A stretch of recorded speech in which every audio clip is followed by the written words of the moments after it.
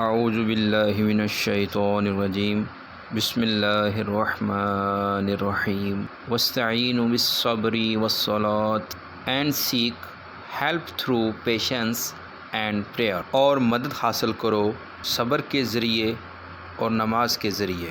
ہمارے ہاں صبر سے مراد ظلم کو برداشت کرنا لیا جاتا ہے، لیکن اہل عرب اس سے مراد کچھ اس طرح لیتے ہیں کہ وہ مصبور اس مرغی کو کہتے تھے جس سے وہ باندھ کر رکھتے اور نشانہ لگاتے، بعد میں اس سے منع کر دیا گیا تھا، یعنی صبر کا معنی یہ ہوا کہ روک لیا جائے۔ دوسرا، اہل عرب صبر سے مراد ثابت قدمی کو بھی لیتے ہیں، تو اس طرح ہم صبر سے مراد یہ لے سکتے ہیں کہ اپنے آپ کو گناہ سے روک لیا جائے اور کسی نیک کام کے ارادے پر ثابت قدمی کا مظاہرہ کیا جائے، اس طرح گناہ سے بچتے ہوئے اور نیکی کا پختہ ارادہ کرتے ہوئے اللہ سے مدد مانگی جائے۔ اور دوسرا، نماز سے مدد مانگنے کے لیے کہا گیا ہے۔ حضرت حذیفہ رضی اللہ تعالی عنہم سے روایت ہے کہ حضور نبی کریم صلی اللہ علیہ وآلہ وسلم کو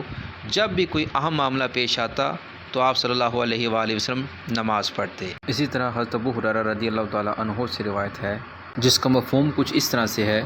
کہ انسان اپنے رب کے قریب سب سے زیادہ سجدے کی حالت میں ہوتا ہے،